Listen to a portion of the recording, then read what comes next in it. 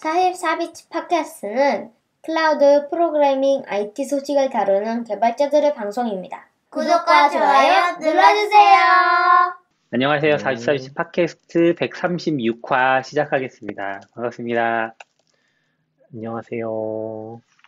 요즘도 안녕하세요.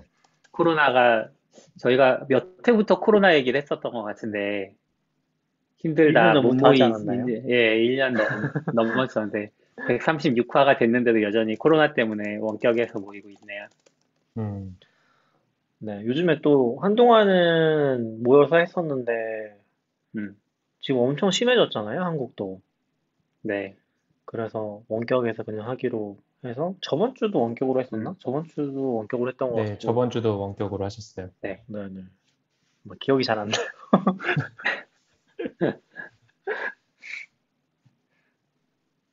네. 네, 이번 코로나가 주에는 원래 큰 일이 두 개나 있었는데 좀 이따가 우진님 오시면은 로그4j 얘기는 같이 해보기로 하고, 다른 네. 이야기들 먼저 시작해 주시면 좋겠습니다. 뭐 중섭님 오랜만이라서 네, 잘 음, 계셨나요? 안녕하세요. 네. 저도 너무 오랜만에 지금 참석해가지고 네. 좋네요. 이게 줌도 잘 되고. 그러니까요. 지금 멀리 계신데 네. 줌으로도 잘 돼서 저번 주도 오지님이 미국에서 참여하셨었거든요. 근데 음, 줌이 음, 이게 진짜 약간의 딜레이 때문에 말이 겹치는 게 조금 있기는 한데 그래도 미국에서 해도 되게 잘 되는 것 같아요. 네. 진짜 줌이 기술이 좋은 것 같아요. 뭔가 이 근데 실시간으로. 뭐 지금 잡담하는 시간이니까 줌 주가 거의 절반 떨어진 거 아시나요? 그래요? 기회인가요? 들어가 있답니까? 사요? 사요? 아니 그것까지 모르겠지만 약간 작년에 엄청 핫했잖아요. 그때 고점 그쵸. 대비 진짜 많이 떨어졌던 것 같아요. 그리고 뭐 음, 그냥 요 얘기 잠깐만 해보면은 의외로 그런 주식들이 많아요. 그래서 지금 그러니까 미국의 나스닥을 보면은 제일 잘 나가는 기업들 있잖아요. 우리가 뭐라고 하지? 팡이라고도 하고 막 팬매그라고도 하고 그런 기업들은 실적이 진짜 좋거든요. 그리고 그런 기업들이 이 지수를 거의 하드캐리 하니까 계속 오르는 음, 것처럼 보이는데 근데 요 1년 사이에 떨어진 기업이 진짜 많더라고요. 약간 그 최고 수준의 기업 말고는 중간에서 떨어진 기업이 진짜 많더라고요. 그 음, 누구냐 작년에 이제 돈나무 언니 누구지? 그분 누구였죠? 캐시우드. 캐시우드요. 캐시오드 그분이 돈나무 언니라니. 돈나무 언니라고 부르던데 다들. 근데 그렇게 그분이 하시죠. 투자했던 그 우리나라에서. ETF가 있는데 그 ETF 실적을 보면은 지금 거의 뭐 1년 사이에 20%에서 80% 떨어진 그런 기업도 진짜 많아요. 그래서 혹시 눈독을 들이신다면은 괜찮을 것 같은데 막 데이터독 이런 데는 전혀 안 떨어졌고 오히려 많이 올랐더라고요. 음, 분위기가 생각보다는 다르다. 막상 좀 뜯어보면은. 저도 최근에 좀 그런 얘기 보면서 찾아봤었거든요. 근데 줌도 막 진짜 절반 떨어져 있고 음, 신기하긴 하더라고요. 다 오르는 분위기인 것 같았는데 또 올해는 좀 달랐구나 라는 느낌이긴 했어요. 음. 줌은 관심이 있으시면 지금 뭐 잘하고 있어서 저도 관심은 있는데 뭐 비싸긴 한 것 같지만 그래서 좀 사셨어요? 사진 않았어요. 네. 저는 하시코브도 안 사는 걸요. 진짜 너무하네요. 하시코프 엄청 좋아하시면서 그 한 주만 믿음이 있으신 거 사겠습니다. 한 아니에요? 주. 한 주 사겠습니다. 한 주. 근데 이거 뭐 얘기해도 되나? 안 될 것 같긴 한데 모르겠네. 약간 저희가 뭐 최근에 뭐 견적 받았던 것 중에 그 하시코프 견적 그 테라폼 클라우드 견적을 받았는데 이 어플라이드한 견적을 낸다는 얘기가 있어가지고 어플라이면은 그 명령어 하나당 견적을 그러니까 받는다고요? 어플라이가 네. 성공한 횟수 기준. 그거 그래서 너무. 이거는 좀 안 돼? 이거 자꾸 도커비를 아닌가? 안 돼. 근데 뭐 근데 생각보다 하시코프도 잘 성장하고 있어서 신기하게 했어요. 매출도 굉장히 많이 늘고 있고. 그러게요. 저는 그 하시코프가 정말 매출이 어디서 나나 의문이기는 한데 상장까지 한 거 보면 참 대단한 것 같습니다. 저는 올해 근데, 초였나? 중순이었나? 네네. 요것만 얘기할게요. 그 네. 직원이 1000명 넘는다고 해서 진짜 깜짝 놀랐었거든요. 어, 근데 의외로 많이 쓰더라고요. 전에 음, 대시코프 코리아 생겨서 그때 좀 물어봤을 때도 정확한지 기억 안 나는데 그냥 뭐 삼성, 뭐 SK 막 이런 그냥 우리 이름들은 아는 대기업에서도 뭐 볼트랑 이런 거 도입하려고 논의하고 있다고 막 이런 거 보면 음, 네, 그런 데서 그냥 그런 데서 돈이 대부분 나오지 않을까? 음, 네, 테라폼 클라우드는 돈 별로 안 될 것 같고 않을까 싶어. 그러니까 쉽지 않을 것 같은데, 어떻게 될지 모르겠어요. 어쨌건 뭐 근데 상장까지 했으니까 큰 고비는 넘긴 음, 건가? 너 저희, 너무 새벽까지 기다리다가 열심히 주식을 샀어요. 그냥 천천히 다음 날부터 사도 되는데 아, 나오자마자 어떻게 사보려고 막 너무 했다가 맞아, 맞아. 그게 저희도 몇 번인가 얘기했었는데, 미국은 상장을 할 때 시간이 안 정해져 있는 것 같더라고요. 음, 그 날짜만 정해져 아, 있고, 그 장 주식 중에 어느 시점부터 막 거래가 돼요. 게시할 때 이게 시작되는 게 아니에요? 네네, 아니에요. 아니 한국은 저도 그렇게 돼 그런 거 있는데, 처음 봤는데 지난주에도 좀 얘기했나? 11시에 음, 걔네가 그 벨을 누르고 쇼를 했거든요. 라이브 스트리밍 다 하고. 음, 아, 네, 아르몬이랑 미첼이랑 나와서. 음. 그, 그리고 티켓 끝났어요. 검색된다, 뭐 이런 거죠? 네, 그리고 음, 티커는 뜨는데 거래 체결은 안 되는 거죠. 근데 맞아. 시장가가 80이잖아요. 근데 이게 처음 등장해서 API에 오른지 뭔지 모르겠는데 계속 보고 있으면 갑자기 이게 76으로 막 내려가요. 그러면 80으로 걸어놨는데 비싸게 사나? 그래서 76으로 바꾸고 그냥 좀 있으면 다시 또 82 갔다가 이거 왔다 갔다 아무도 체결 안 하는데 계속 좀 왔다 갔다 해요. 음, 그게 약간 공개 전에 제가 거래가 생각했을 되나? 때는 거래가 되는 건 아니고 호가, 시초가를 호가? 정하기 위한 그런 것 같아요. 시초가 정하기 위해서 그 사람들이 걸어놓은 가격 보고서 예상 체결가를 잡아주는 그런 음, 컨셉일 것 같아요. 그 우리도 장 전에 그렇게 하거든요. 음, 10분 동안 이제 사람들이 주문 넣은 거 다 합쳐가지고 거래 가격 정하고 시작되거든요. 근데 그 시작 시점은 거의 뭐 새벽 2시 그쯤에 시작하신 거 아니에요? 그때 거래되신 거 아니에요? 네, 두세 시쯤 한 것 같아요. 음. 보통 미국 장이 지금은 11시인가? 한국 기준으로? 그렇게 열리거든요. 11시 반인가? 음. 시작되고도 꽤 늦게 된 것 같아요. 뭐, 그래서 서비쿠라님은 사신 건가요? 저는 아직, 저도 아직 안 샀습니다. 저도 하시코픈 너무 좋아하지만, 과연 돈을 수익 창출을 할 수 있을까? 그게 아직 의심이 좀 있어서. 너굴님은 사신 거예요? 이렇게 한 명씩 아니요, 다 저도 안 물어봐야지. 샀어요. 저는 오늘 저거 저 밤에 사- 한 주 약간 사겠습니다. 수익과 관련해서 그 얘기를 하니까 생각난 게 B2B 사이즈가 커지면은 굉장히 그러니까 순수익이 많이 나는 건가? 뭐 이런 생각들 좀 했었거든요. 이번에 리인벤트 가면서도 사실 저희가 그 해당 리셀러한테 비용을 지불하거나 아니면 비용을 지불해도 결국은 그 리셀러는 AWS에 또다시 그 비용을 낼 테니까 그렇게 보면은 마진이 크진 않을 것 같거든요. 저희 같은 음, 업체들이. 근데 그 리인벤트 비용을 서포트 해주는 경우들이 있잖아요. 그러면은 저희 같은 경우에는 남는 게 없겠구나. 근데 반대로 이제 당근같이 규모가 커지면 리셀러를 지금은 뭐 다른 데를 쓰실 수도 있겠지만 리셀러를 썼을 때 거기서 나오는 마진 차익이 크니까 그 차익으로 당근 사람들을 몇 명 보내주고도 남으니까 우리 같은 사람들 껴주는 거 아닌가? 이런 생각들을 해서 하시코프도 B2B 사이드로 많이 팔니까 물론 이제 B2C도 하고 싶으니까 뭐 퍼블릭 클라우드 열고 하지만 결국은 B2B에서 수익이 많이 나니까 운영되고 있는 거 아닌가 이런 생각들이 들었어요. 미- 그렇기도 하고 미래에 대한 투자 아닐까요? 인덴트 미래. 코퍼레이션도 당근의 사이즈가 될 수 있으니까 그때를 어, 위해서 물론 지금 뭐 그쵸, 그쵸. 투자의 의미도 있죠. 근데 모든 회사를 다 투자할 수는 없으니까 무한정 자원이 있어서 막 투자할 수 있으면 좋겠지만 그런 건 아니니까 큰 회사들이 우리 같은 쩌리 회사들 데려가 주는 느낌도 좀 있었다는 거죠. 저는 작년에 그런 걸 처음 가봤거든요. 그 음, 리셀러 통해서 리인벤트는 아니고 아카마에 갔는데 저는 음, 당연히 그냥 컨퍼스만 가는 줄 알았더니 막 쇼도 보여주고 막 음, 그랜드 캐년 보여주고 막 이러더라고요. 뭐 약간 이게 접대받는 기분인 건가? 이게 뭐지? 약간 이걸 왜 다 공짜로 해주는 거지? 막 이런 기분 들었어요. 그쵸. 저는 뭐 리셀러 사는 모르겠는데 최근에도 이제 뭐 트위터에 돌았던 것 중에 이런 거 있었거든요. 소비자, 배달비 비싸짐, 라이더, 배달비 동결, 식당, 수수료 비쌈, 배민, 영업이익 감소. 그래서 이제 그렇죠. 돈은 대체 어디로 갔는지 궁금하다 뭐 이런 얘기였는데 어떤 사람이 AWS에 그러네요. 냠냠하고 있다고. 아, 그러네. 저 돈 버는 데가. 그러네. 돈은 그걸 AWS가 보면서 버는 거군요. AWS 장난 아니죠.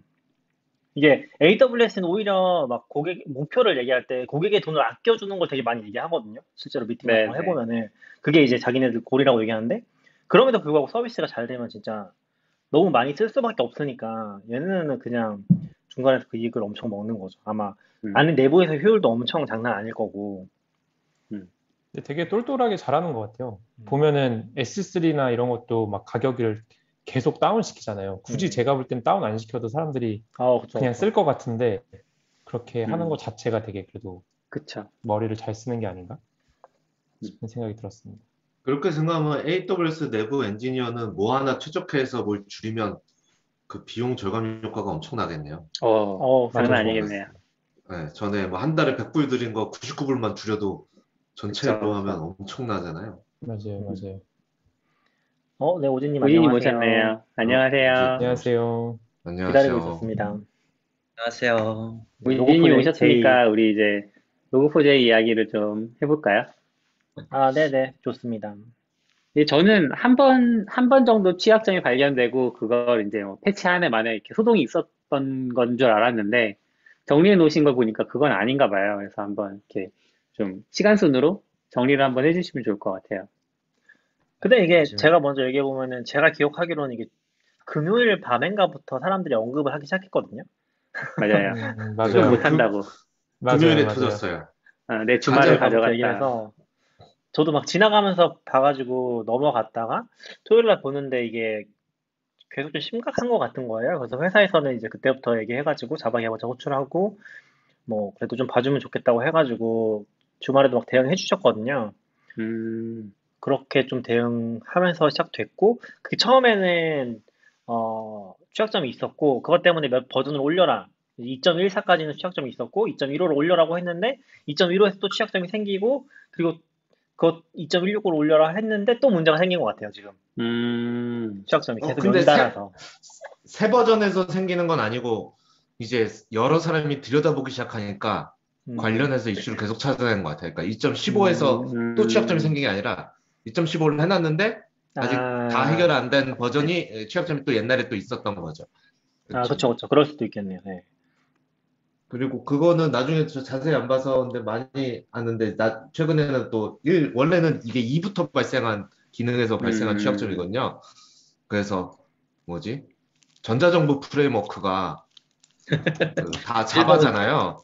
네. 그래서 어떻게 그랬더니 누가 하지만 1점대를 아직 쓰고 있기 때문에 상관없다.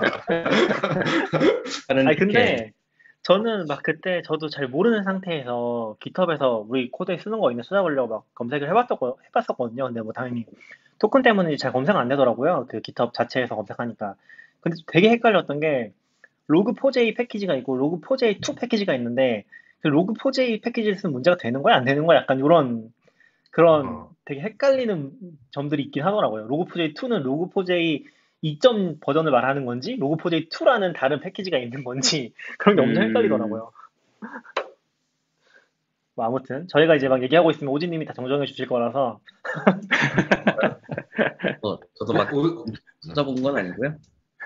오진님이 취약점을 요약 한번 해주시죠.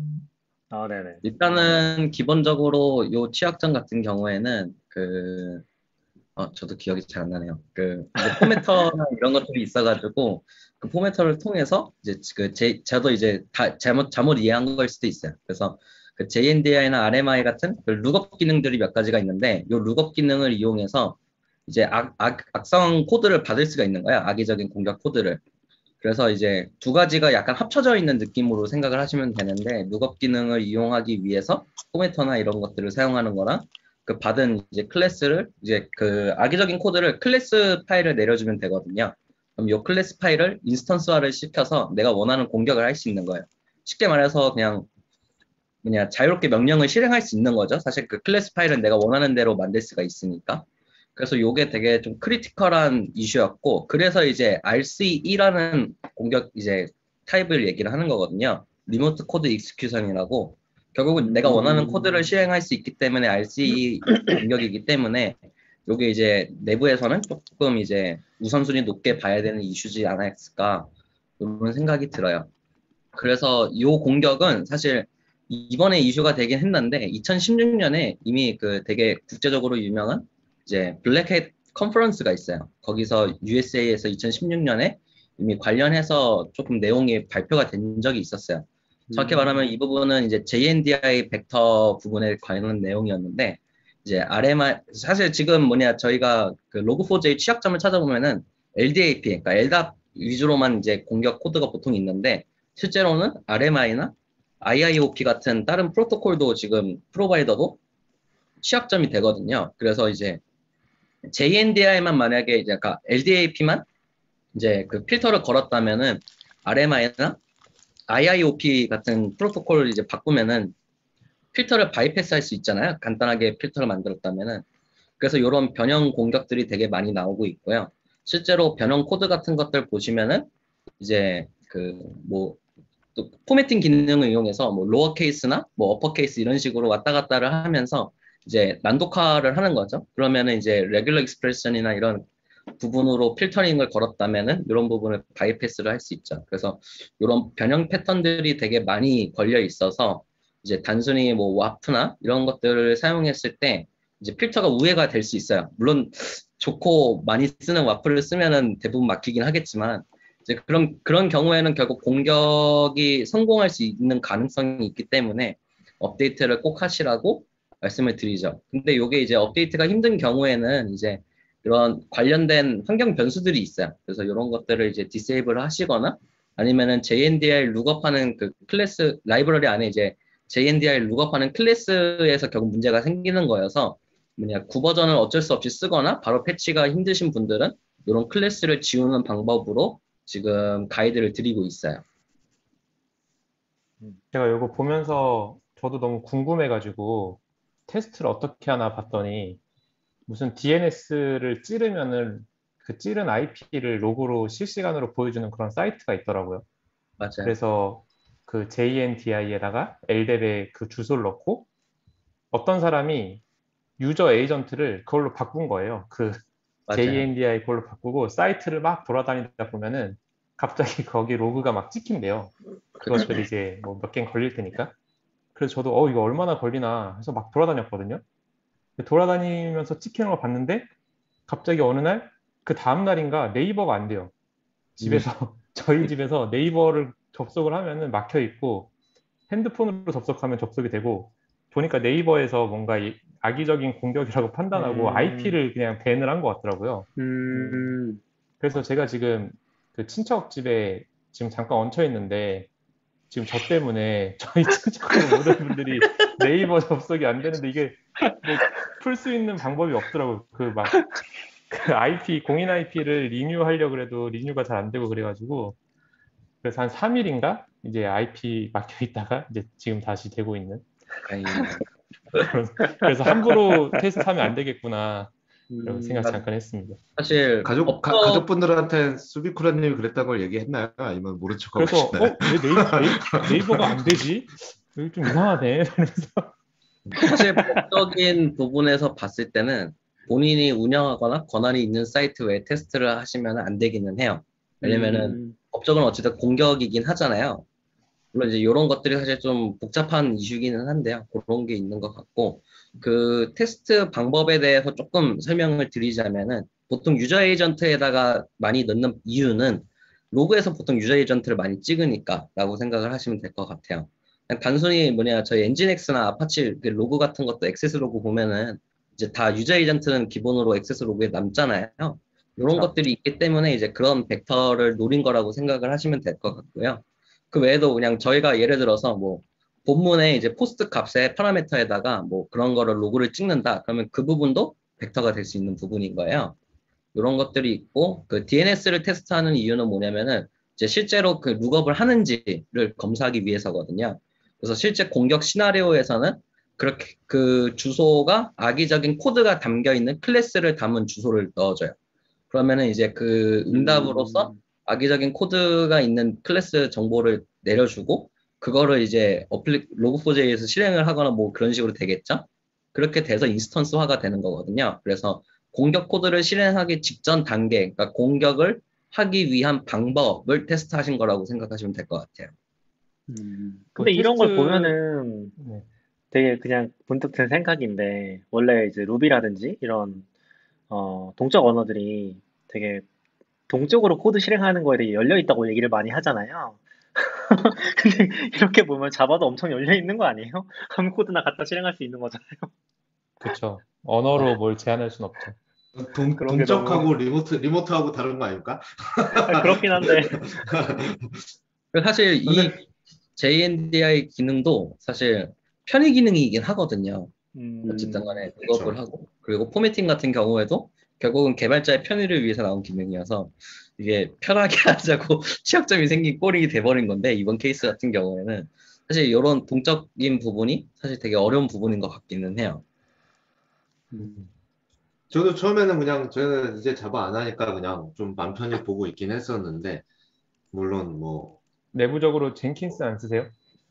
젠킨스는 일부 쓰긴 합니다. 뉴스 사이트 같은 데서 나오는 뭐 오픈소스 뭐 사상 최대 보안 뭐 이런 거는 동의하지는 않지만 그렇게 자극적인 거는 이게 약간 로깅이라서 아 이거 참 문제될 수 있겠다 생각한 게 나는 루비나 파이썬 서버여도 내가 로그를 남겨서 엘라스티서치에 전달했는데 엘라스티서치가 맞아요. 로그푸즈에 있으면 거기서 뚫려버리는 거죠. 실제로 네. 리스크 팩터가 거기서 많이 나오기는 해요. 이제 저희 같은 경우에도 언어를 다양하게 쓰고 있다 보니까 괜찮지 않을까 하지만 실제로 보면은 이제 만약에 예를 들어서 뭐 사용자 명에 필터링이 제대로 안 돼서 공격 코드가 들어가 있다면은 이제 사용자 명을 조회하는 자바 어플리케이션이 그걸 갖고 와서 로그를 찍어버리면 또 이슈가 생길 수 있는 거거든요. 이런 것들은 좀 되게 리스크할 수 있는 부분이죠. 그래서 언어가 많고 해도 위험할 수 있는 것 같아요. 제가 궁금한 게 봤던, 하나 있는데, 얘기하시죠. 네. 이게 결국 그 서버에서 아웃바운드로 찌르는 거잖아요. 네네. 네. 그러면은 사실 소스 패치 안 하고 아웃바운드 파이어월 설정을 잘 하면 또 방지를 할 수 있을 것 같긴 한데, 저희도 아웃바운드 그 파이어월 설정하긴 하는데 되게 어렵잖아요. 워낙 외부랑 요새 네. 통신이 많다 네. 보니까. 그런 거 설정을 되게 빡빡하게 하고 쓰시나요? 안 하지 않나요? 힘든 부분이 사실 코멘터리였습니다. 좀 많죠. 아, 네.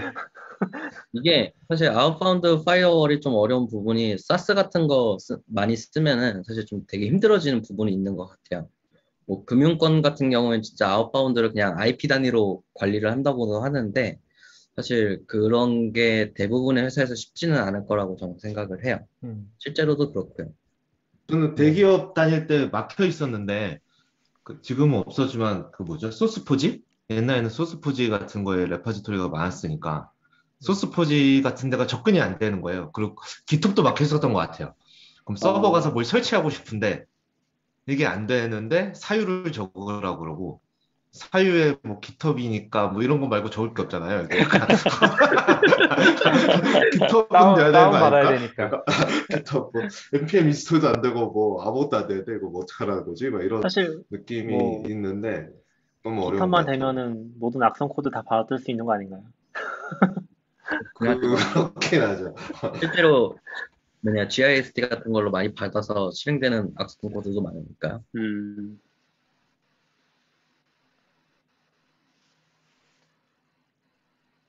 여전히 뭐 현재 진행 중인 이슈인 것 같기는 해서 혹시 뭐 회사에서 그냥 지나쳤다거나 하면은 대응을 알아보시면 좋은 것 같긴 해요. 보통 저희도 이제 뭐 내부적으로는 그 로그4j 자체를 패치하라고도 많이 얘기를 하긴 하는데 뭐 지금 오지님도 그렇고 와프도 저희 일부 도입이 되고 있는 상태고 그리고 쿠버네티스 쪽에서도 이게 환경 변수로 로그4j를 컨트롤하는 부분이 있는 것 같더라고요. 그래서 그 환경 변수를 전체를 다 주입을 했어요. 지금 저희 같은 경우는 그 문제가 발생하지 않도록 그런 식으로 좀 대응을 해보고 있어가지고 이게 뭐 완벽하게 막는 거를 보장할 수는 없긴 한데 저도 막 그때 급하게 아까 얘기했던 DNS 방식 아까 서비쿠라님 얘기했던 DNS 방식으로 막 저희 열려있는 폼에 다 넣어봤거든요. 뭐 검색창에 넣어보고 그 앱에 들어가서 그 폼에도 막 그 문자를 넣어보고 저거 차단될 수 있는데 다 해봤는데 다행히 뭐 찍히진 않더라고요. 그때 당시로서는. 물론 이제 아까 얘기해 주신 것처럼 이게 단순히 안 찍힌다고 괜찮은 게 아니라 로그에 남아있거나 DB에 저장이 되고 나면은 다시 그걸 또 어디서 이용을 하면 걸릴 수 있는 부분이라서 이게 순간적으로 판단할 수 있는 문제는 아니긴 한데 뭐 그런 식으로 잠깐 검증을 했었거든요. 근데 실제로 저도 뭐 외부 사이트 몇 개 테스트 해보니까 걸리는 데들이 있긴 하더라고요. 그 DNS 조회가. 그리고 이제 그거를 모아서 올려놓은 GitHub 저장소 같은 게 있었거든요. 거기 보면 다 그런 식으로 테스트 하던데 이게 굉장히 유명한 사이트들도 많았어요. 막 보면은 트위터도 있고 링크드인도 있고 막 그런 데들도 그게 지금 문제가 되는 걸로 나오긴 했었거든요. 지금은 모르겠지만 그거 정리해서 올라온 GitHub 저장소가 있었어가지고 굉장히 많은 사이트가 그런 문제를 가지고 있었던 것 같고 근데 뭐 사실 그게 조회가 된다고 실제로 악성 코드가 실행되냐 요거랑은 또 별개니까 뭐 정확한 상황은 알 수 없지만 그런 상황이 있었던 것 같아요. 뭐 그나마 다행이라면은 저도 엄청 큰 문제라고 생각은 하는데 아까 아웃사이더님이 그 최악의 거에는 동의하지 않는다고 하셨지만 근데 이제 약간 그런 건 있는 것 같아요. 이게 어차피 격리된 환경이긴 해서 지금 같은 경우는 특히 이제 컨테이너로 많이 돼 있고 그래서 약간 들긴 했었어요. 옛날처럼 서버 자체가 뚫린다고 그 서버에 있는 모든 리소스 접근할 수 있는 건 아니잖아요, 사실. 그래서 그런 건 좀 제한적일 수도 있겠다라는 생각 들었는데 그게 뭐 안전하다는 의미는 아니죠, 당연히. 네.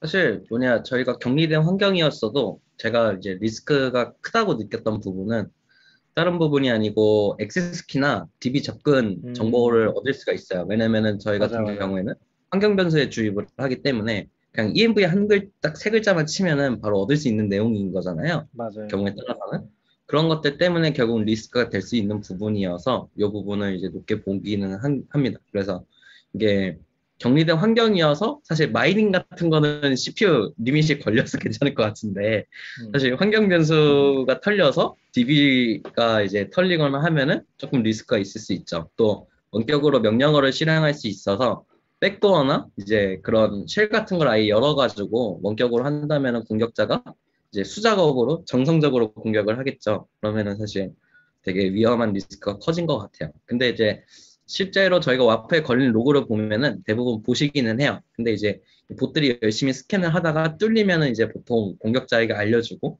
공격자는 이제 거기서 이제 취향에 따라서 골라서 공격을 할 수 있는 케이스도 많기 때문에 이제 이런 부분을 좀 많이 다 같이 고민을 하고 막아야 되는 부분인 것 같기는 해요. 약간 또 맞아요. 다행이라고 해야 되나 하는 부분은 요새 공격자들은 정보 탈취하는 것보다는 보통 그 비트코인 채굴 같은 거 많이 설치하고 네. 그래서 그냥 혹시나 만약에 뚫려도 뭐 정보를 빼간다기보다는 비트코인 채굴용으로 많이 하지 않나. 맞아요. 말씀해주신 부분이 진짜 공감이 많이 되는 부분인데, 그 주변에 이제 액세스 키가 털려서 회사 계정이 마이닝 시스팜이 돼버린 그런 케이스들도 많이 들었던 것 같아요. 실제로 로그4j 공격 중에서 실제로 감염된 사례 보면은 이제 그냥 제가 트위터에서 단편적으로 봐서 이게 전체를 대변하진 않지만 대부분 마이닝 악성 코드가 많이 돌아다니고 실제로도 탈취를 당해서 열심히 채굴만 하고 있는 그런 케이스가 많더라고요. 근데 이제 보통 그런 채굴을 하는 거에서 또 그 백도어를 만들기는 해요. 그래서 이전에도 다른 분 이제 감염된 거를 좀 이렇게 해결을 해드리려고 본 적이 있었는데 조사를 해봤었는데 그때도 채굴만 하는 게 아니고 이제 백도어를 만들어가지고 원할 때 원하는 명령어를 실행할 수 있게 그런 것들이 같이 깔리기는 하더라고요. 그러면은 이제 마이닝도 하다가 막 좀비 PC가 돼서 막 디도스도 쓰고 그렇게 다양하게 쓰일 수 있는 부분이 있는 것 같기는 해요. 이제 들어보니까 다 지워버리는 게 제일 확실하긴 하겠네요. JDA나 그냥 LDAP 쪽 쓰는 그런 클래스들을 다 빼버리는 게 제일 좋을 것 같긴 하고 기본적으로. 그리고 저는 아까 들으면서 좀 생각이 들었던 건데 한참 막 도커 봤을 때는 그런 거 많이 고민했었거든요. 시크릿을 안전하게 전달하는 방법. 근데 지금 오지님 얘기해 주신 것도 그런 문제잖아요. 시크릿을 환경면에 넣어서 쓰니까 사실 이거를 진짜 안전하게 쓰려면은 로딩하는 시점에 환경 변수를 읽어서 다시 컨테이너를 띄운다든지 아니면은 그 뜨면서 그 프로세스에서만 SSM으로 불러온다든지 이런 식으로 써야 되잖아요. 뭐 이런 거에 근데 대한 뭐 좀 그걸 발전이 있나요? 컨테이너 로딩하면서 띄워도 결국 환경 변수로 주입하는 거 아니에요? 그러니까 이니 컨테이너를 따로 만들어가지고 거기서 불러온 다음에 그 다음 프로세스에다가 그걸 넘겨주면서 걔는 죽고 얘만 떠 있는 거죠. 음. 그런 식으로 하면은 이 로딩할 때만 이게 가지고 있으니까 실제로 환경 변수 이게 여긴 없는 거죠. 환경 변수에는 그 프로세스에는. 근데 사실 제가 설마 이렇게 틀리면은 그럴 수가 메모리 있는 덤프 거예요. 뜨면 되는 거 아닌가요? 그럴 수가 있는 거예요. 메모리 덤프를 뜨면 되는 뭐 그렇게는 메모리 덤프 뜨면 되긴 하죠. 네. 그러니까 보통 애플리케이션 소스가 환경 변수에서 불러오게끔 짜여져 있을 것 같아서 그러면은 지금 그러니까 말씀하시는 건 아예 방식 자체가 다른 거예요. 그러니까 그거를 환경 변수를 안 쓰고 뭐 예를 들면 외부에서 불러온다든지 이니 컨테이너에서 환경 변수를 불러서 실행하는 내용 그 코드에다 주입시켜가지고 실행한다든지 제가 좀 설명을 잘 못하나? 아무튼 그렇게 실행을 해가지고 환경 변수가 없는 상태를 만들 수 있긴 하거든요. 근데 그렇게 하긴 너무 환경 변수가 까다로운 거죠. 없으면 어디서 가져올 수 있는지 잘 모르겠어요, 사실. 그러니까 넘겨주는 거죠. 그거를 넘겨서 실행을 시키고 그 환경 변수 가지고 있는 컨테이너는 떠 있지가 않는 거죠. 프로세스한테 넘기는 역할을 하고 아니면은 그냥 쉽게 생각을 하면은 얘가 뜨면서 SMS 불러온다고 생각하시면 돼요. 그러면은 환경 변수 없잖아요. 그 비밀 정보들이. 맞아요. 그렇게 할 수 있는데 그렇게 하면 이제 우리가 환경 변수의 그 장점을 많이 못 누리잖아요. 저희도 뭐 100% 그렇게 하고 있지는 않고 일부는 그렇게 하지만. 그래서 그런 게 쉽진 않은 것 같았거든요. 뭐 요즘에는 뭐 해결책이 혹시 있나 궁금해서 요즘에는 그런 부분에 대해서 아까 오지님이 말한 부분이 일단 뭐 들어가면 그 부분은 어쩔 수 없잖아요. 취약하잖아요. 굉장히 뭐 얘기가 극단적으로 메모리 덤프 뜨면은 뭐 당연히 거기가 암호화돼 있지 않으면 찾을 수 있는 부분이고 그런 생각이 살짝 들었습니다. 혹시 뭐 표준화된 쉬운 방법이 없나? 쿠버네티스 생태계나? 고민해 봤을 때는 없을 것 같긴 해요. 왜냐면 어플리케이션은 결국 접근할 수 있어야 되는 건데. 그쵸. 그게 사실 리모트랑 그거랑 같은 코드잖아요. 그냥 실행되는 입장에서는. 근데 그거 사실 그러면 내부에서도 접근을 못 해야 되는데 그러지는 못할 것 같아요. 아니 진짜 아웃바운드를 다 막아야 되나? 아웃바운드를 막는 것도 되게 현실적인 방법이라고 생각은 하는데 이게 막 뭐 어플리케이션마다 상황이 다르다 보니까 쉽진 않은 것 같아요. 혹시 아싸님 요번에 이스티오 공부하시면서 아웃바운드도 좀 제어를 하기 좀 편하지 않아요? 이스티오 쓰면은? 이그레스에서 하면 되는 걸로 알고 있습니다. 이스티오도 이그레스 게이트웨이가 있거든요. 인그레스 게이트웨이가 있고 이그레스가 있으니까 외부에서 나가는 거는 걔가 잡아낼 수 있겠죠. 근데 결국은 누굴 허용해 줄 거냐. 그러니까 결국 막으면 화이트리스트라고 안 하죠. 요즘 얼로우 리스트로 관리해야 되잖아요. 네. 얼로우 리스트로 할 때 사실 뭐 CI 같은 거 쓸 때도 그런데 GitHub IP 대역이 어디야 같은 거를 알기가 되게 어렵고. 그러니까 저도 자세하게 모르겠는데 이스티오는 그 도메인명으로 설정할 수 있었던 것 같아서. 도메인명인데 도메인명이 결국은 도메인명이라고 보통 호스트니까 그냥 요청할 때 호스트 헤더 주입하면 어차피 다 뚫리는 거 아니에요? 그게 보안 기능은 아니라고 저는 생각해서. 네네네. 저희 보통 쿠버네티스 테스트할 때도 그렇게 테스트하잖아요. CURL 할 때 로컬에 때리면서 호스트 때리는 거라서 그게 막아주진 않을 거라고. 그러니까 너무 피하기 쉬운 문제일 것 같긴 해요. 완벽한 해결 방법은 아니지만 프로토콜을 막는 방법도 있을 것 같기는 해요. 포트나. LDAP 같은 경우에는 636번인가 아마 그랬던 걸로 알고 있고 사실 RMI나 IIOP는 정확하게 어떻게 막을 수 있을지는 잘 모르겠네요. 랜덤 포트가 부여되는 걸로 알고 있어서.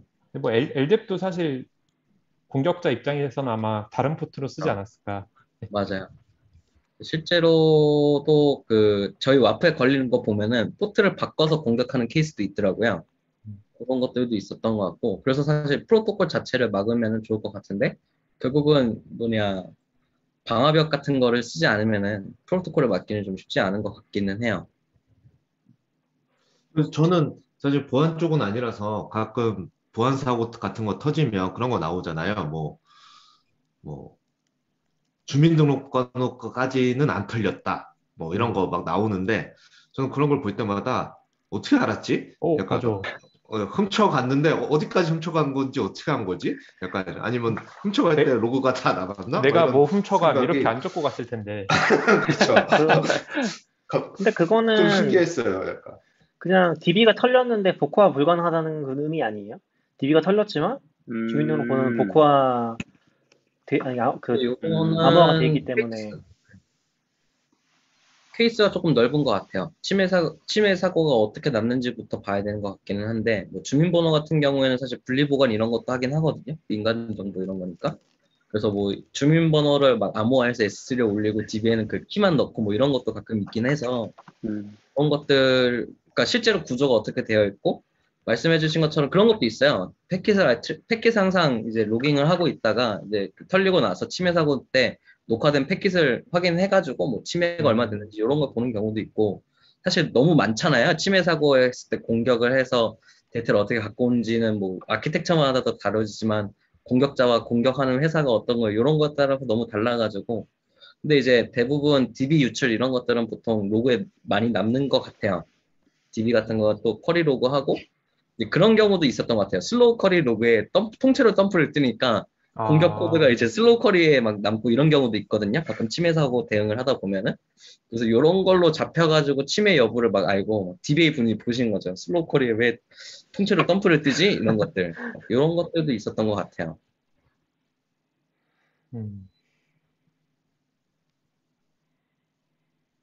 그리고 자 하다 보면 저도 찾아보다가 했는데 이게 사실 그 제로데이 익스플로잇이라고 그러나요?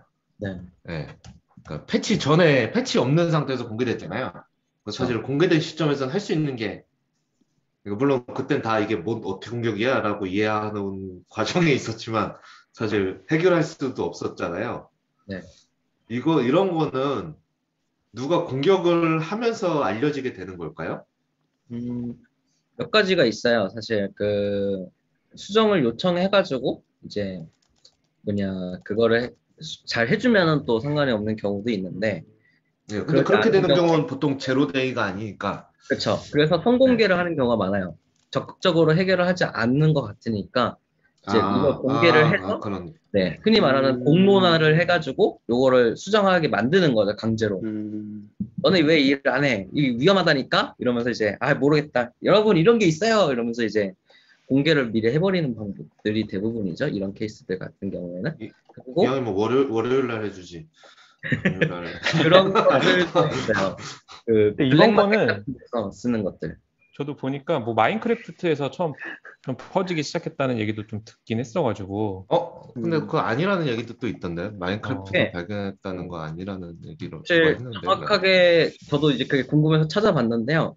일단은 지금 이번에 이슈가 된 이제 CV 넘버나 이런 것들 공개 자체는 알리바바 시큐리티 팀에서 이제 계신 분이 찾으신 이슈고요. 요게 이제 그게 오픈이 되어 있는데 이제 어떤 유튜버인지는 잘 모르겠어요. 근데 이제 유튜브 영상 같은 게 이제 떠돌아다니더라고요. 그래서 그거를 이제 또 마이크래프트에서도 해보니까 된다 이런 식으로 해가지고 이슈가 확 불어나기 시작했던 거예요. 근데 이제 또 보안 전문가 분들이랑 막 이런 분들, 이거 블랙햇에서 2016년에 나온 거랑 똑같은 건데 약간 이런 또 이야기가 결국 나오는 거고요. 그래서 이슈의 시작은 사실 알리바바 시큐리티 팀인 것 같고요. 이제 요게 이슈화가 되기 시작한 건 약간 마인크래프트가 큰 것 같아요. 시큐리티 팀이 뭐 해킹을 하진 않았을 테니까 사실 추측해보면 로그포지 TV의 반응이 미온적이니까 그냥 터트려 버리거나 아니면 어떤 이유로 공개를 하게 된다 보네. 보통 이제 대기업 보안팀 같은 경우에는 이제 R&D 팀이 따로 있긴 하거든요. 그래서 요런 이제 가끔 이제 몇몇 대기업 가면은 막 리눅스 커널 개발자도 막 데려와서 일을 하고 가시잖아요. 컨트리뷰터도 하고 그런 것처럼 이제 업무도 하면서 그런 CV 같은 걸 계속 지속적으로 찾는 분들이 계셔요. 그래서 그런 분들이 이제 이렇게 여러 가지 리서치를 하시다가 이런 이슈를 찾은 거 아닌가라는 생각이 들어요. 근데 말씀하신 대로 보통 그런 사람들은 다 또 업계에 대한 도덕심 같은 게 있어서 공개 안 하고 다 이렇게 미리 대부분은 하고 그게 해결되고 하면 이제 그때 공개하고 버그 바운티 같은 것도 큰 것들은 다 그런 식으로 해결하더라고요. 맞아요. 내부에서 다 수정한 다음에 다 끝나고 나면 나 여기서 얼마 받았어 라고 자랑하고 이런. 근데 실제로 요 제로데이가 근데 나오기 전에 그 클라우드 플레이어 측에서 그 공개가 되기 전에 이미 사용됐던 흔적이 있었다고 했어요. 6일 전인가 7일 전에. 그래서 그런 것들 보면은 이미 뭐 블랙햇에서도 이미 2016년에 나왔던 이슈니까 조금씩 쓰이지 않았나. 실제로 제로데이 공격 같은 경우에 저희가 모르는 제로데이 공격들이 생각보다 많거든요. 당연히 이제 이렇게 이슈가 돼서 알려진 것도 있지만, 그래서 이런 것들은 블랙마켓 같은 데에서도 많이 팔려요. 제로데이들이. 그래서 뭐냐, 쉽게 말해서 나쁜 목적을 가지고 뭐 크롬 취약점 제로데이 막 구매를 하고 이러면은 이제 제가 특정인을 공격하거나 이런 것도 가능하겠죠. 그래서 이런 것들도 있어서 아마 더 이슈를 만들고 이러지 않았을까 싶기도 해요. 사실 그렇게 보면 뭐 사실 뭐 아무도 모르는 정보라는 건 보통 없으니까 그렇죠. 그쪽 세계에서는 수년간 잘 쓰고 있었는데 네. 이번에 들켜가지고 그럴 수도 있겠네요. 그런 것들도 있어요. 그래서 실제로 그런 블랙마켓에서 파는 제로데이를 대부분 국가의 정보기관들, 그러니까 뭐 미국을 치면 NSA 이런 데라던가 아니면 우리나라로 치면 국정원 같은 곳들에서도 이런 것들을 미리미리 파악을 하고 이런 게 좀 많이 악용되거나 이슈가 될 것 같으면 공개를 하기도 하거든요. 그래서 대부분 정보기관들은 그런 블랙마켓을 보면서 제로데이 자체에 대한 조사를 하고 DVR을 한다고 들었어요. 오, 근데 블랙마켓. 딴 얘기인데 그런 정보기관 얘기까지는 어떻게 아시는 거예요?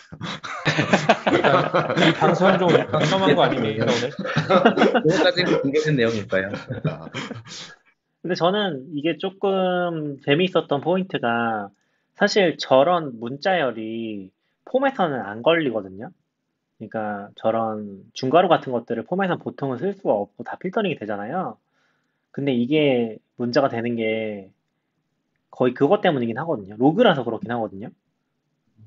그러니까 저 문자열이 로그로 넘어가면서 문제가 돼버리는 거라서 그런 포인트도 좀 재밌었던 것 같아요. 그러니까 저게 웹에서 저런 폼을 넣는다고 해서 저 문자열이 그대로 넘어가진 않잖아요. 우리가 대부분은 이제 필터링이 걸려서 저런 게 다 빠지고 넘어가는데 이번에 문제가 된 거는 그거를 로깅을 그대로 하면서 그 코드가 이제 실행될 수 있는 여지가 생겼다는 거. 그런 게 좀 재밌는 포인트가 같긴 하더라고요.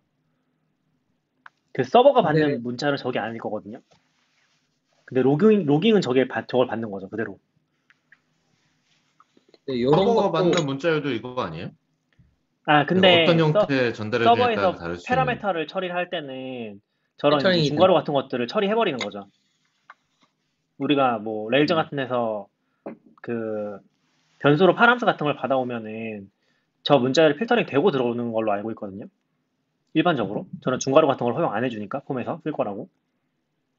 근데 이런 것들은 있을 수 있어요. 그러니까 만약에 게시판을 만들었다고 치고 이제 그 게시판 로직에서 만약에 이제 DB에 세이브하기 전에 이제 줄바꿈을 만약에 없앤다고 했을 때 그러면은 달러 엔터 괄호 열고 엔터 이런 식으로 해가지고 본문을 쪼개서 서버에 서브밋을 하면은 일단은 어쨌든 간에 줄바꿈 문자 때문에 필터에 걸리진 않는 거잖아요. 그럼 이런 식으로 일단은 서버에 들어왔는데 이제 서버 로직 상에서 한 줄로 보이게 하는 게 약간 뭐 비즈니스 로직이라 치면은 이제 줄바꿈을 싹 삭제하겠죠. 그럼 줄바꿈이 삭제된 거를 개발자가 확인하기 위해서 로고를 찍는 순간 사실 생길 수 있는 그런 부분들도 있거든요.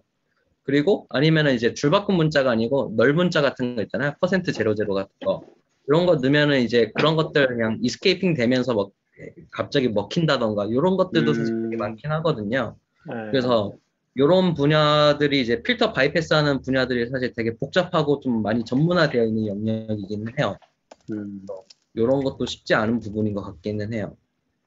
그래서 처음에 오지가 그래서- 공유해 주셨던 것들도 그거 우회하는 거 다 막는 정규 편식 같은 것들? 맞아요. 그런 것도 있었고, 그리고 기스트에도 그런 게 비슷하게 공개됐었거든요. 요거 패턴을 찾는 그 정규 편식 같은 것들이 공개됐던 걸 봤던 것 같아요.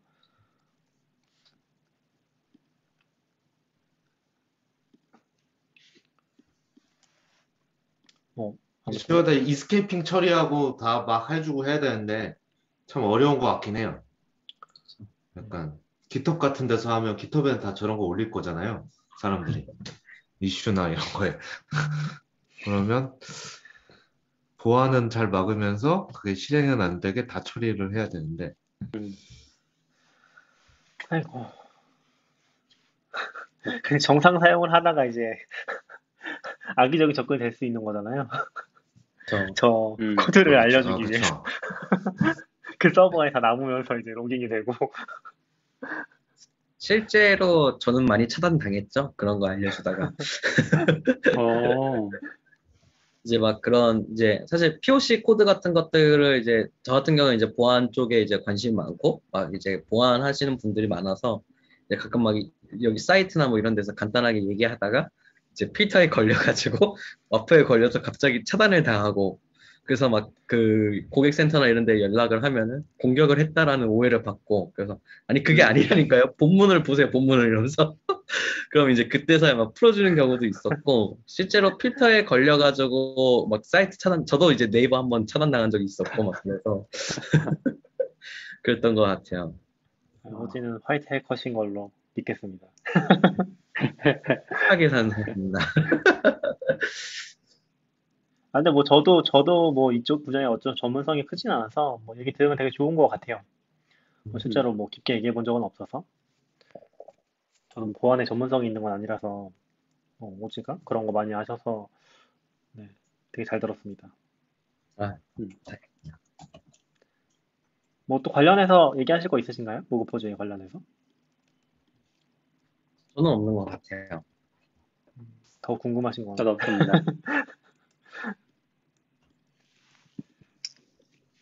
너울님은 자바 쪽 쓰시는 게 좀 있으셨어요? 아니요, 저희는 하나도 없습니다. ELK도 없어요? 네, 어, ELK도 문제가 아직 됐었어요? 그 작아서. 내부적으로는 어떻게 되는지 잘 모르겠네. 엘라스틱 쪽에 있다고 들은 것 같은데 로그백이라서 괜찮다고 그랬나? 업그레이드 했다고 그랬나? 기억이 잘 안 나네. 음. 네. 우리 뭐 오늘 제일 큰 주제가 로그포즈이긴 한데 그 외에도 뭐 문제들이 좀 있었나요? 장애들이 많았던 것 같은데 요즘에 잠깐 얘기하고 마칠까요? 그러니까요. 자기가 네. 갑자기 연말 연말 개편으로 사람이 사실 이 장애 말고 루비 온 레이지 7.0 소식을 서비쿠라님이 써주셨는데 지금 다른 회의 때문에 가셨어요. 7.0이 나왔죠. 나왔다고 광고도 하더라고요. 4.0이 나왔습니다. 그렇네요. 네. 제가 릴리즈도 다 광고 올려가지고. 반사이트에 글을 올릴 예정인데요. 우와, 아직 드디어 퍼블리싱에 걸려 있습니다. 드디어 글이 너굴님 지금 올라오나요? 약간 머리 뒤에 그 뿔 같아서 무서워요. 뭐가 꿀이에요? 아, 저요? 네. 네. 제가 지운 빨리 데가 퍼블리싱 있어가지고. 해주세요. 6개월 만에 글 올라오나요? 네. 네네. 인간 퍼블리셔가 지금 퍼블리싱을 안 해주고 계십니다. 아, 너무 오랜만에 해서 어떻게 될지 잘 모르겠어요. 한번 해볼게요. 우리 서버는 괜찮은가? 자바 없나? 퍼블리싱 해달라고 제가 글을 보냈는데 퍼블리싱 서버에 들어가는 암호를 까먹었다고 하시는 거예요, 낙교님이. 그래서 정말 암호는 우리가 아니고. 블로그를 방치해두고 있었구나. 뭐, 아무튼. 장고 4.0의 특징은 무엇입니까? 근데 3점대가 좀 제가 볼 때는 컸고, 거기에서 그, 어싱크를 지원하기 시작했거든요. 네. 파이썬에 어싱크 들어온 지는 꽤 됐는데, 장고가 어싱크를 이제 뷰에서 지원하는 게, 뷰라고 하면은 컨트롤러가 지원한 게 얼마 안 됐어요. 그랬고, 이제 4.0은 사실 약간 쉬어가는 느낌은 있어요. 그래서 뭐, 저도 살짝 릴리즈도 봤는데 네. 뭔가 메이저 업데이트하기에는 굵직굵직한 게 정리가 안 돼 있어가지고 네, 그게 이제 버전이 그 장고 버전도 결국은 그 시멘틱을 따라가진 않거든요. 제일 마지막 거는 그 핫픽스나 뭐 시큐리티 패치 이런 것들을 붙이기는 하지만 얘네는 결국은 메이저 업데이트, 마이너 업데이트가 큰 의미가 있진 않은 것 같아요. 제가 봤을 때는. 물론 내부적으로는 뭐 어떤 규칙이 있을 수 있는데 지금까지 릴리즈를 겪었을 때 저는 좀 그랬습니다. 그래서 뭐 3년에 한 번씩 메이저 버전을 올리는데 이게 LTS 버전이 이제 요번에 메이저 버전이 올라갔지만 LTS는 또 아니에요. 그런 상황이고, 뭐, 파이썬이 기본적으로 약간 이제 그 라이브러리라고 해야 되나? 그러니까 가지고 있던 라이브러리들을 좀 정리하기 시작하면서 그 여파가 지금 4.0이 좀 적용이 되는 것 같아요. 그래서 이를테면 타임존 같은 것들이 옛날에는 기본 타임존이 좀 잘 안 갖춰져 있어서 장고에서는 파이티지라는 거를 이제 많이 쓰고 뭐 그랬었는데 4.0 오면서는 존 인포라고 하는 파이썬 기본 라이브러리로 이제 대체하고 있는 상황이기도 하고 뭐 그런 정도? 네. 크게 말할 거는 그거밖에 없는 것 같네요.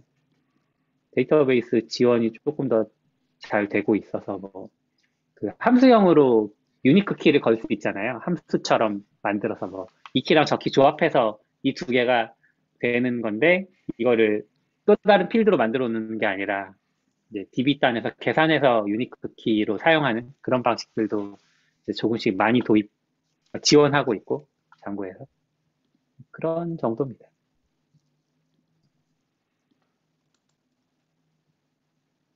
루비는 어떤가요? 네. 루비는 잘 루비 몰라요. 7.0은 어때요? 써주신 분이 루비 하셔서 개발자 아니셨어요? 잘 모릅니다. 루비 아니고 레일즈. 아, 레일즈도 좋아하시는 걸로 알고 있는데.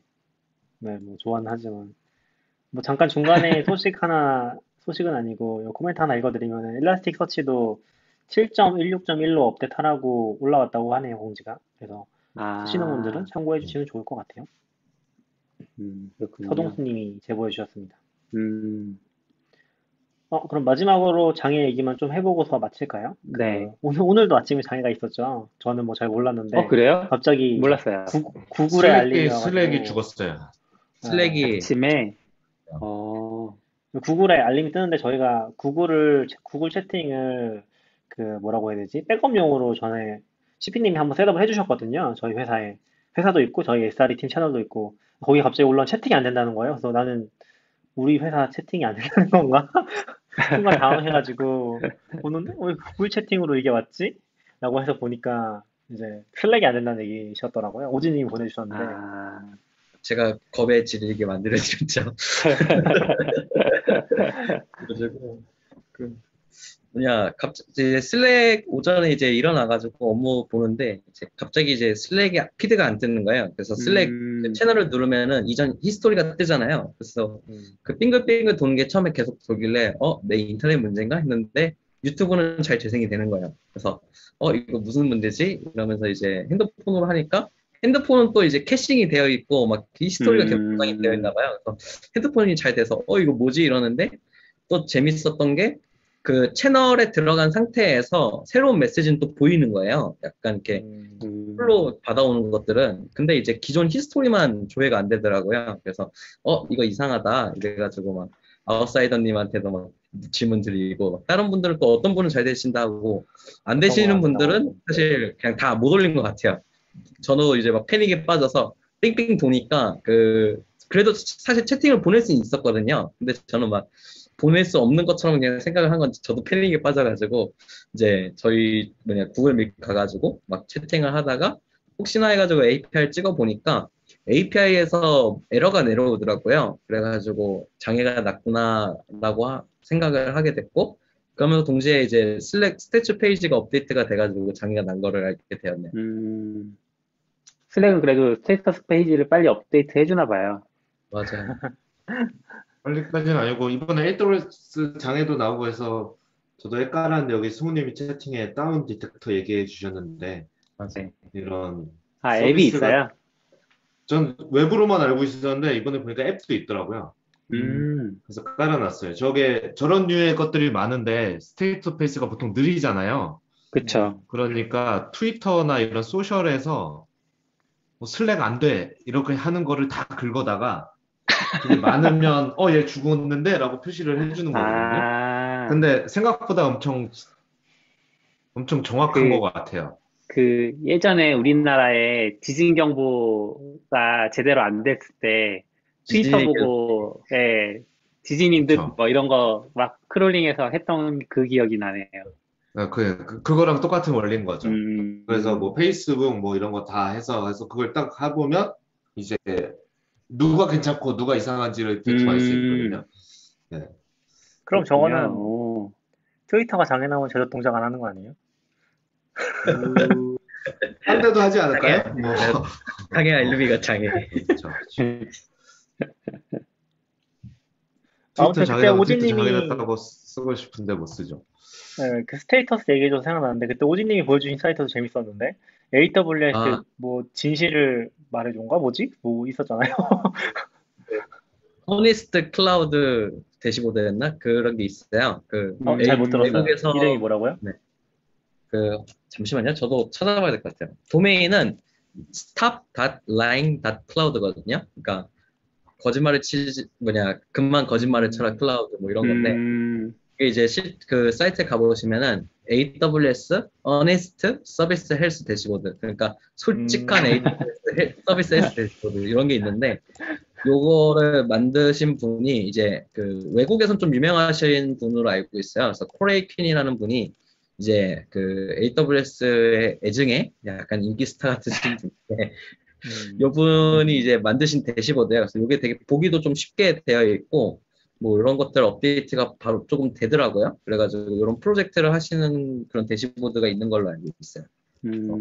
예전에 그러니까 또 5년 전에 한국에 장애 났을 때도 요거를 보고 좀 장애가 났다는 걸 인지한 적이 있었어요. 저게 더 빠른지는 모르겠는데요. 그러니까 저게 저 사이트 들어가 보면은 저게 아까 얘기해 준 것처럼 stop.lying.cloud거든요. 그래서 뭐 호네스트 서비스 헬스 대시보드 이런 거 검색하면 나올 것 같은데 뭐 AWS 호네스트 그런 거 치면 나올 것 같은데 이게 좋은 점이 지금 장애가 난 부분만 요약을 해서 보여줘요. 이게 AWS 헬스 대시보드 들어가도 서비스가 엄청나게 많은데 그 중에 한 개가 안 되거나 그러잖아요. 그러면 뭐가 안 되는 건 찾을 수가 없잖아요. 대부분은 되고 있고 또 저기는 지금 이제 문제가 되는 것들을 위로 그냥 쫙 끌어올려가지고 그걸 보여주더라고요. 그래서 이게 속도가 뭐 더 빠르게 보여준다 그런 거는 모르겠는데 대시보드 자체의 정보를 한 번 더 가공해서 보여주는 그런 느낌이긴 했었어요. 그래서 지금 제가 문제가 있는지 없는지 확실하게 알 수 있죠. 제가 기억하기로도 아마 그 보기가 되게 복잡하고 불편하다고 그래서 이제 거짓말 치지 말라고 위에는 이제 다 초록색 체크 무늬가 되어 있으니까 맞아요, 이제 맞아요. 거짓말 치지 말라고 그래서 약간 그런 거 올리고 약간 이런 부분으로 알고 있긴 하거든요. 저도. 제가 지금 정확히 기억이 안 나는데 장애가 나도 실제로 그 장애 내용이 위로 올라오는 건 아니었던 것 같고 그 모양 있잖아요. 그 장애 모양 그걸 그쪽에서 뭔가 눌러야지 그 아래에 메시지로 표시됐던 걸로 기억하거든요. 이또 장애 페이지가. 그래서 그 장애 위치를 찾고서 다시 열어서 봐야 되고 그랬던 것 같아요. 정확히 기억 안 나는데 지금 장애가 아니라서 되게 불편하게 했죠. 그럼 맞습니다. AWS는 뭐 SA로 때문에 그런지 모르지만 자잘한 거는 아예 안 보여주잖아요. 뭔가 그쵸. 전면 장애만 보여주는 느낌이거든요. 피곤하게.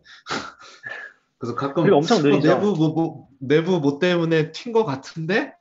근데 이제 저는 느려도 나중에라도 알려주면 어제 튄 거 그것 때문이구나라고 알면 좋은데 작은 회사들은 어제 갑자기 막 1시간 동안 막 장애 뭐 우리 터지고 막 이래서 궁금한데 아무 짓 안 했는데 괜찮아졌고 막 이런 것들을 할 때 좀 답답한 게 있는 것 같아요. 그리고 이게 때로는 있네. 제가 얘기해도 되나요? 네네네. 그 호네스트 대시보드를 보니까 스테이터스 히스토리가 있네요.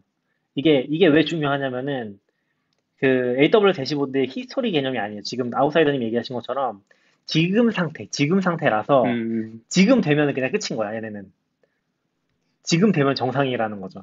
근데 지금 호네스트 대시보드를 보면은 그 과거 기록이 나오거든요. 그건 좀 참고가 되는 것 같아요.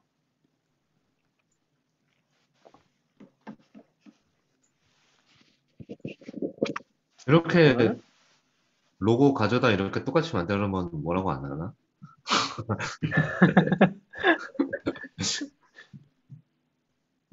아무튼 요거 좀 도움이 될 것 같아서 이제 생각이 났었고 되게 재밌었어요. 이거 뭔가 역시 스테이터스 페이지는 좀 문제가 많아서. 근데 저는 기억에 남는 게 그 GitHub도 장애 알림을 받을 수가 있거든요. 여기도 지금 RSS가 있어요. 그 AWS 전 공식에도 각 서비스별로 RSS가 있는데 다른 건 없는 것 같긴 하네요. 근데 GitHub에 가보시면은 GitHub 스테이터스에는 모바일로도 받을 수 있고 뭐 이메일로도 받을 수 있고 여러 가지로 받을 수가 있는데 제가 그때 한번 모바일로 받게 해놨어요. 근데 은근히 많이 와요. 은근히 자주 뭐 다운된 것 같다 이런 게 많이 오거든요. 그렇게 실시간으로 그, 받아보면 그래서 네. RSS로 받으면 의외로 많이 올 수도 있어요. 사람일 그럴 수도 뿐이지. 있어요. 저는 GitHub은 SMS로 봤거든요. 아, 근데 많이 진짜 오잖아요. 말기대로 엄청 자주 와요. 그러니까 저는 장애인지 아예 모르고 있는데도 불구하고 여기는 네. 계속 야 지금 뭐 이상해 왜 뭐가 지연되고 아, 있어 뭐 워커 이상해 막 이런 게 계속 와고 해결됐다고. 그래서 저는 며칠 받다가 꺼버렸어요. 그러면 처음에 좀 일단 받아봐야지 계속 했는데 받아보고 있어요. 너무 많이 오더라고요. 생각보다. 음, 근데 저는 스테이터스 뭐 페이지는 항상 참. 그렇게 하지만 AWS도 이번에 북미만 문제가 생긴 거잖아요. 북미의 커넥션, 북미 서부, 웨스트 쪽에 커넥티비티 이슈가 있었던 것 같은데, 그게 언제 장애 얘기하시는 거예요? 어제 거 말씀하시는 거예요? 그 어제였나요? 어제밖에 안 됐나? 이번 며칠 전? 주였던 것 같은데? 네, 네네네. 며칠 전에. 커넥티비티 이슈 났어요. 새벽 우리나라 시간으로 하신 것 같아요. 어젠가 IAM 그랬던 것 콘솔 같아요. 안 되고 막 그랬던 거 말씀하시는 거죠? 예, 예, 예, 예. 그렇게 했는데, 그 다운 디텍터 같은 데 가면, 진짜 거의 모든 서비스가 다 빨간불이 쫙 켜져 음, 있거든요. 네, 뭐 트위치부터 해서 진짜 뭐 사실 뭐 되는 게 인터넷 마비된 수준 그런 거 그런 걸 보면 와 이게 AWS 의존도가 심각하구나라는 거랑 그 이번 장애 말고 저번 장애 때그 AWS 장애 또 났었었잖아요. 네. 그때 그 AWS 주가가 저기 아마존 주가가 올라가서 사람들이 그런 우스갯소리도 했었던 것 같아요. 이만큼 디펜던시가 많이 걸려 있으니까 더 투자할 가치가 있다 막 이러면서 그런 이야기도 사람들이 깨달은 거죠. 네, 오히려 증명이 된 거다 이거. 음, 이만큼 많은 고객들을 가지고 있는 거다 AWS가. 그러니까 우리는 아마존 주식을 사야 된다. 약간 우스갯소리로 그런 이야기가 있었거든요. 실제로도 아, 막 장애가 났을 때 장애가 나고 얼마 음, 안 지나서 주가가 조금 올랐더라고요. 뭐 크게는 아닌 것 같지만 그래가지고 그런 이야기도 있었어요. 그리고 이번에도 뭐 아주 큰 장애까지는 아니지만 옛날에는 이런 장애 좀 나면 항상 며칠 뒤에 해커뉴스에는 왜 우리는 장애가 안 났는가 같은 글이 1위에 항상 있었거든요. 그렇죠. 왜 우리 에이돌렸음에도 왜 우린 괜찮았는가라고 막 음, 자랑하는 거 있었는데 그런 글도 요즘은 잘 안 올라오는 것 같아요. 이제 그냥 그냥 써 이런 분위기일까요? 쟤도 안 되니까 우리도 안 될 수 있지. 그래서 다 같이 포기해. 다 같이 안 되면 다행이라니까요. 다 같이 안 되면 괜찮아. 그 약간 운영하는 입장에서 약간 안심될 때 있잖아요. 나만 죽은 게 아니라 다 죽었어 이러면 그리고 뭐 개인적으로는 네이버 실검이 없어져서 정말 좋다고 생각을 합니다. 네. 음, 왜냐면 서비스 규모가 커지면 이제 장애가 나면은 실제로 실검이 올라가거든요. 근데 실검이 올라가면은 더 부하가 심해져가지고 더 힘들거든요. 다 이제 불구경 오나요? 저기 불났대 그러니까 다 구경 오는 거잖아요. 서비스 하나로 보면 사실 엄청 큰 게 아닌데 금방 고쳐질 수 있는 건데도 이제 더 과장되기도 하고 부담이 좀 큰 음, 것 같아요, 점점. 저희도 다행히 올해는 큰 장애가 그렇게 많이 나진 않았었거든요. 한 번 정도 있긴 했었는데 올해는 저희 내부적으로는 이제 쿠버네티스 클러스터도 많이 안정화됐고 팀들도 많이 안정화돼서 그나마 좀 평온한 1년을 보낸 것 같아요. 작년에는 진짜 심했어가지고 음, 작년에 장애도 많이 났었고 네이버 실검도 아마 작년에 없어졌을 텐데 없어지기 전에는 막 실검도 올라가고 그랬었거든요. 그런 좀 뭐랄까 트라우마가 있어서 음. 뭐 아무튼 요즘에는 그런 건 있어요. 트래픽이 너무 커지니까 이게 한 1000만 넘어가면서부터는 오히려 TV 나가도 별로 안 튀어요. 예를 들면 오, 이미 기본값이 예전에는 너무 높아서. 그쵸 그쵸 예전에는 뭐 뉴스 한번 나간다 그러면 이게 두 배씩 튀었거든요. 진짜 음, 뉴스에 나가면 순간적으로 트래픽 두 배가 튀었거든요. 근데 지금은 뭐 되게 유명한 뭐 어디선가 막 방송이 되고 있어도 몰라요. 그냥 트래픽이 살짝 튀었나 보다. 약간 그런 느낌으로 어, HPA나 그 정도로 다 대응이 돼서 오히려 그런 거는 서비스 커지면 더 안정화되는 느낌이기도 한 것 같아요. 물론 리소스를 많이 쓰는 거니까 음, 그렇긴 하지만 그런 부분도 생기긴 하더라고요. 좋은 부작용인가? 아무튼 그렇기도 하고 사실 딱 뭐 비교는 할 수 없지만 이 서버 대수가 많으니까 그 뭐죠? 쿠베가 리커버리 해주는 게 저희의 이렇게 해결해주지 않나? 같은 생각을 가끔 하는 것 같아요. 음, 걔가 잠깐 없었으면 내가 끊겼는데 밤에 자동으로 네. 해준다는 거죠? 그러니까 저희가 쿠버네티스를 쓰니까 쿠버네티스 이제 서버 죽으면 자동으로 띄워주고 막 이런 것도 있잖아요. 음, 걔가 없었으면 밤에 훨씬 많이 내가 연락을 받고 일어났을 것 같은데 그냥 알아서 맞아요. 죽었다 살았다 어. 하니까 그냥 모르는 거죠. 사실 죽었는지도 별로 추적 관심도 없고 심하게 죽었을 때만 저는 만약에 그게 이게 다 엄청 내 중요하다고 시스템이나 생각하는데, 네. 서버였으면 안 됐겠지 같은 상상이 좀 되는 것 같아요. 저는 그게 엄청 중요하다고 생각하는 게 약간 이상적인 환경이 저는 불가능하다고 생각하는 쪽에 가깝긴 하거든요. 그러니까 서버 안 되면 재실행하면 되지, 일단. 약간 그런 쪽에 가까워서 도커의 어떤 철학이나 이제 쿠버네티스의 탄력성 같은 거 진짜 좋아하긴 하거든요. 근데 그거를 믿지 못하면 엄청 힘들어지는 거죠. 저희도 사실 새벽에 뭐 상시 대응을 하진 않거든요.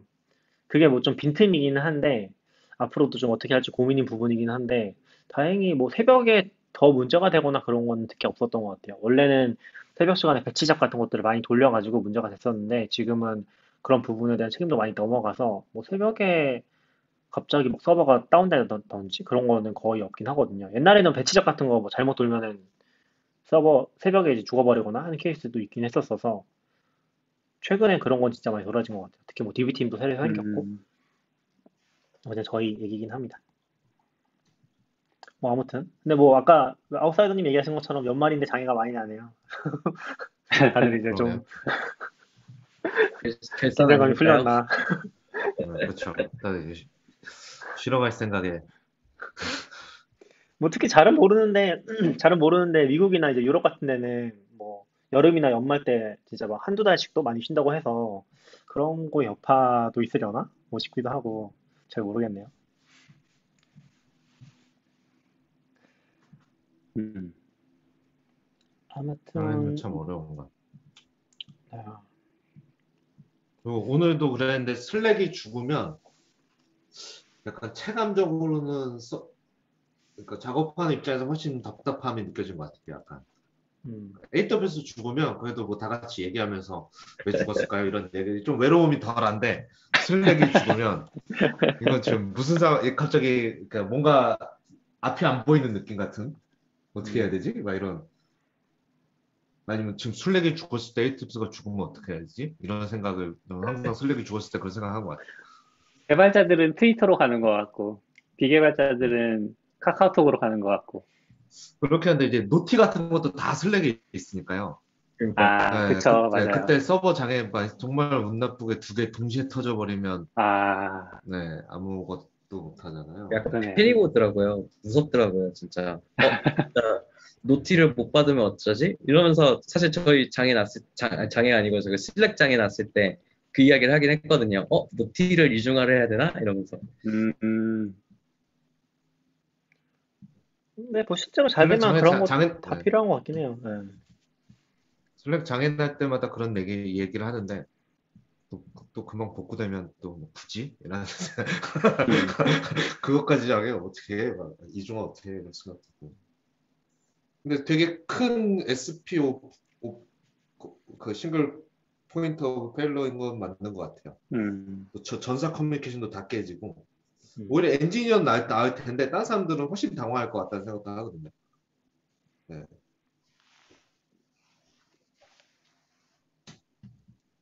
저는 많이 무서웠어요. 예, 안 그래도 자가격리 중인데 아마 얘기할 사람이 없으니까 뭔가 좀 공포스럽더라고요. 약간 둠스데이를 체험하는 느낌이었어요. 막. 오지가 오지님 언제 끝나세요? 무서웠다니까 좀 다행이네.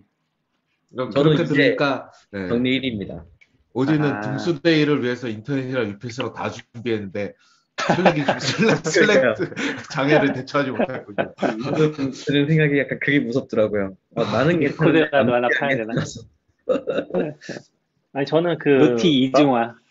아현 장애 때 더 심했다니까요. 아현 장애 때. 그때는 진짜 뭐 슬랙 장애랑은 비교가 안 되죠. 진짜 전쟁이 났나 그랬었으니까. 근데 오지님이 이번에 무서웠다고 할 정도면은 오지님처럼 준비를 해도 안 되는구나. 오진님 다리 저희가- 운동 많이 해두세요. 격리할 때. 저희가 막 온콜 이런 거 안 하다 보니까 또 전화로 소통하거나 이러지 않다 보니까 진짜 슬랙만 쓰니까 더 무섭긴 하더라고요. 그래서 처음에 슬랙 장애났을 때 전체 메일로 슬랙 장애났나요? 보낼까? 이 고민까지 했었어요, 처음에. 그랬다 아니면은 어쩌지? 이러면서 약간. 길어지면 그럴 수 있죠. 그래야 될 수 있죠.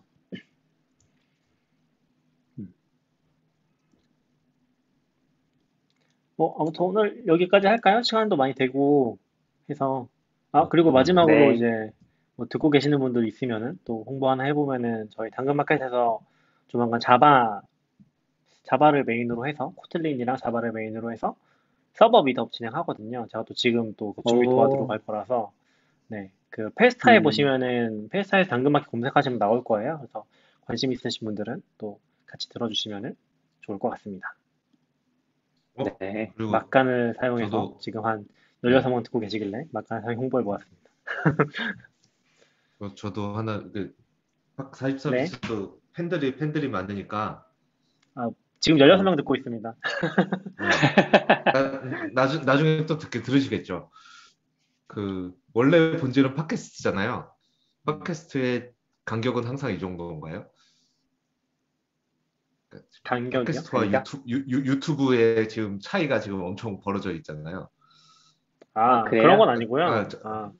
아니, 그런 건 저는 아니고 팟캐스트로 그냥- 열심히 열심히 듣는 편인데 요즘 간격이 너무 멀어서 내가 나온 음. 건지도 모르고 듣다가 알게 돼. 이거 내가 나온 거야?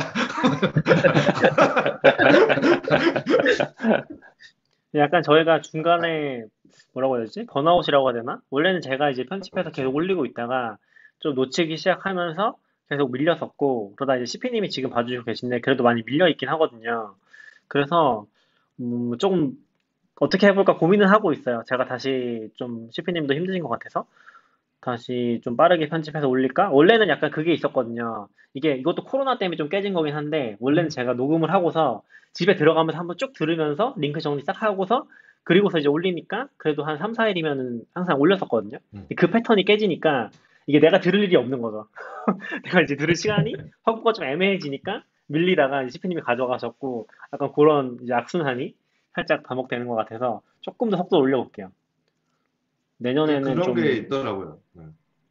출퇴근을 안 하게 되니까 출퇴근에 하던 게가 없어졌는데 그렇다고 그 시간이 어디 가는지 잘 모르겠어요. 약간. 그 시간을 제가 뭐 딴 건 되게 생산적인 걸 하지 않는데 그냥 그걸 못 하게만 되더라고요. 이렇게. 맞아요. 루틴이 많이 깨져 있어서 그런 걸 좀 살려보려고 이제 저도 뭐 한동안은 올해 초 때 좀 많이 힘들었어가지고 루틴이 좀 많이 깨졌고 요즘에 또 다시 어떻게 살려볼까 좀 고민을 하고 있긴 해요. 뭐 다른 분들 얘기한 건 아닌데 그래서 좀 더 속도를 올려보겠습니다. 한번. 또 같이 화이팅! 자주 나오시죠? 아웃사이더님도 그렇고 오지님도 그렇고 요즘에 또 오지님 많이 와주셔서 좋은 것 같아요. 네, 좋아요. 너무 또 재밌는 것 새로운 같아요. 주제 많이 얘기할 수 있어서 CP님 맨날 얘기하거든요. 저희끼리 얘기하면 이제 재미없다고. 고였어. 올해는 마지막 방송이겠네요? 그래요? 아닌가? 그러네. 다음 주 주에- 크리스마스라서 다다음 모르겠네요. 주에 할 수 있나? 뭐 기회 되면 한 번 더 하시고 안 되면은 뭐 다음 내년에 뵙는 걸로. 그럼 지금 인사해야 되는 건가요? 네. 네. 다들 올해 마무리 잘 하시고 어쩌면 내년에 뵙겠습니다. 네. 수고하셨습니다. 고맙습니다. 들어주셔서 감사합니다.